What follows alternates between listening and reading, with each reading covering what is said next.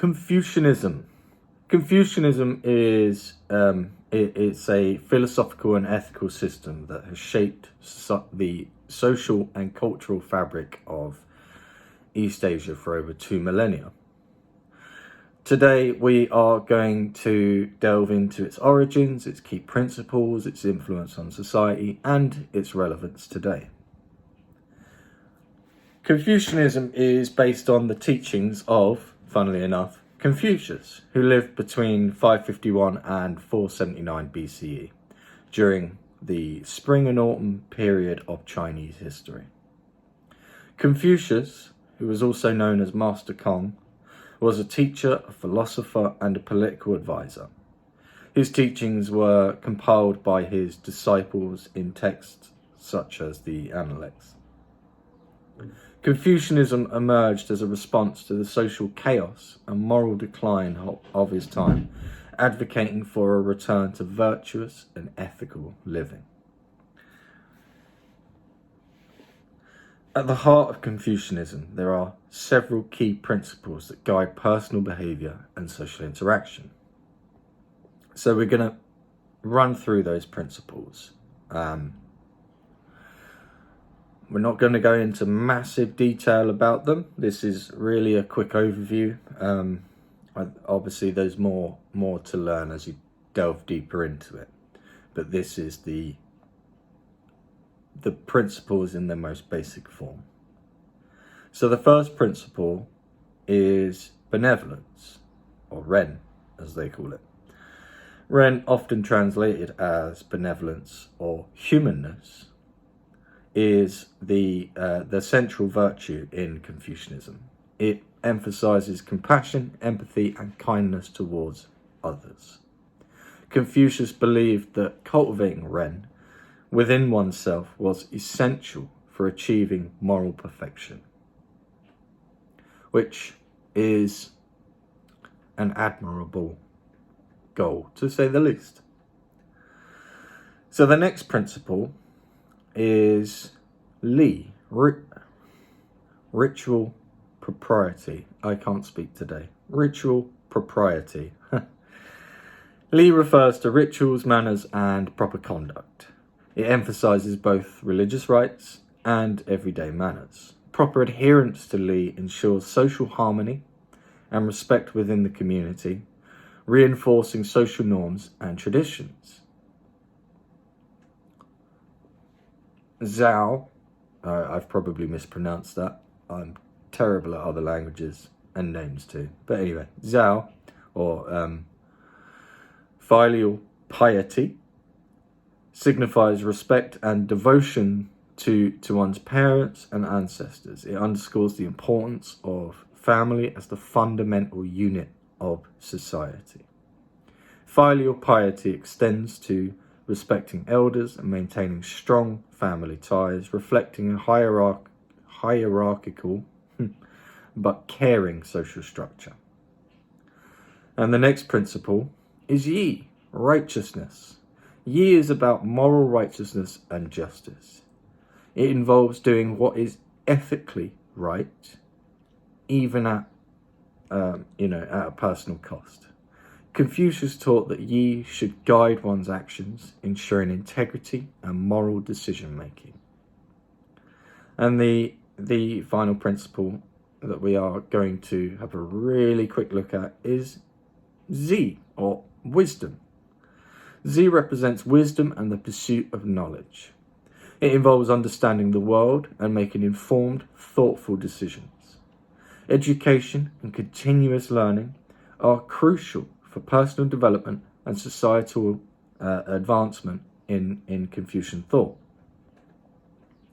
So now we're going to have a really quick look at the influence of Confucianism on society. Confucianism, Confucianism has profoundly influenced Chinese society, politics and culture, as well as other East Asian countries like Korea, Japan and Vietnam. And I would add to that the influence of Confucianism reaches much further than just East Asia. It is a philosophy that has touched the whole world. Social structure. Confucianism emphasizes a hierarchical social structure where everyone has a defined role and responsibility. This hierarchy is not just top-down, it is reciprocal, meaning leaders must be virtuous and just, while subordinates must be loyal and respectful. Governance. Confucian ideals shaped the Chinese imperial system, advocating for rule by moral example. The concept of the mandate of heaven aligns with Confucian thought, suggesting that a ruler's legitimacy depends on their virtue and their ability to govern wisely. Something that perhaps modern politicians should investigate. Education.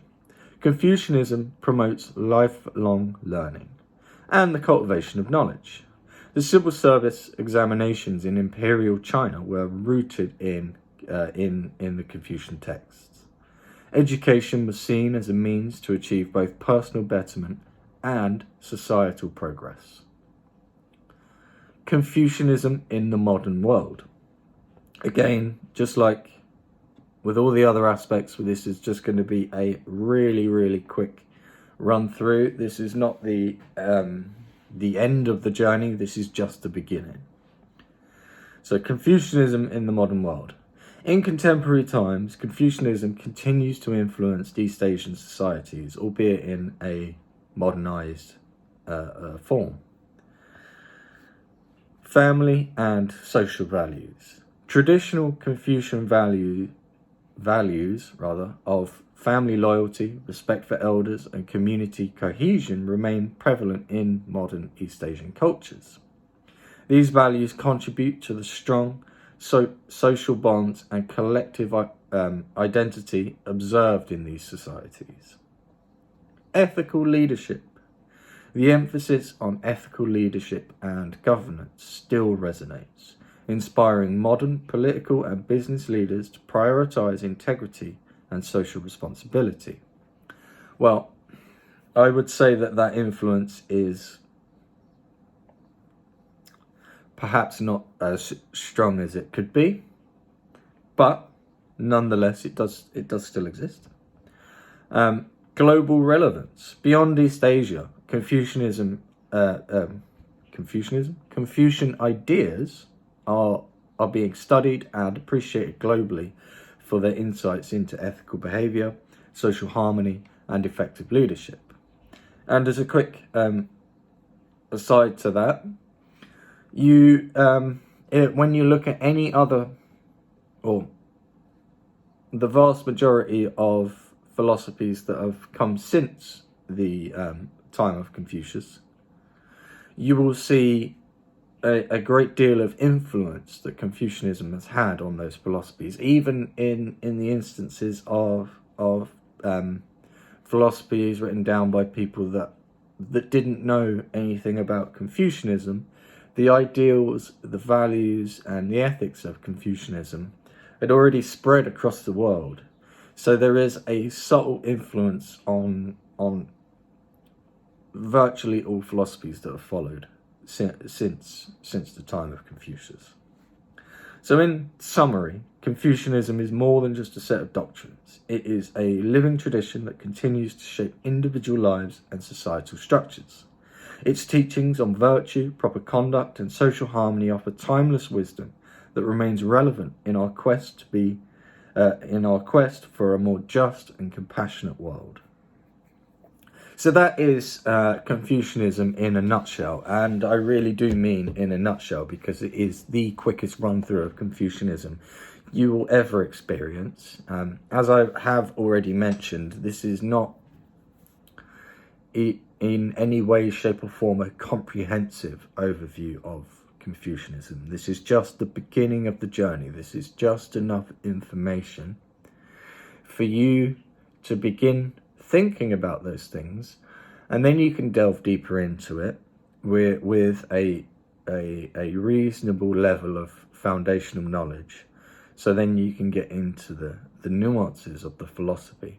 And you'll also be able to look at other philosophies, other social and political systems, and see the influence that Confucianism has had on the entire world. If you look at the ancient Greek philosophers, Plato, Aristotle, Socrates and such, a lot of the things that they talk about, that they describe, mirror the ethics and the values of Confucianism.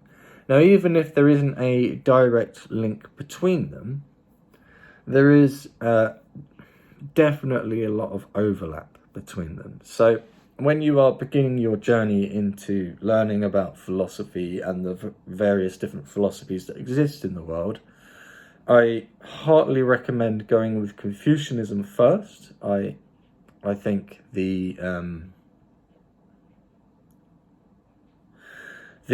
structure of it and the format of it makes it a really good way to get into philosophy, because it starts you with the very, very basics. What's the term I'm looking for? The virtues. That's the term I'm looking for. It starts you with the very basics, the virtues that virtually all human-made philosophies are built upon.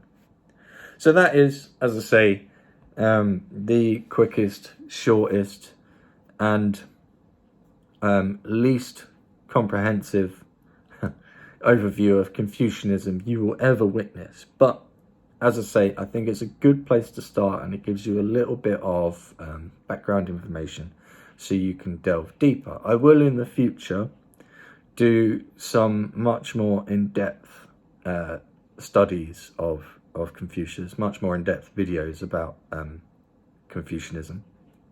But for now, this is just a little taste to get you started. So, before I go, I would love to know from anybody who actually stuck this video out till the end, have you ever explored Confucianism? And what parallels, when you've done that, what parallels have you seen between Confucianism and the other philosophical systems and frameworks that exist in the world? That is what I would like to know, because philosophy is a very personal thing. It is, but we have access to these great works of these axiom creators, these great these greats that we would love to quote endlessly. But philosophy is really how you interpret those axioms and what they mean to you, and how that translates into how you live your life and how you think about things, because it is essentially the philosophy, is essentially the activity of deciding how best to think about something. So yeah, let me know what if you've looked into Confucianism, what parallels have you been able to draw between Confucianism and other philosophical frameworks that exist?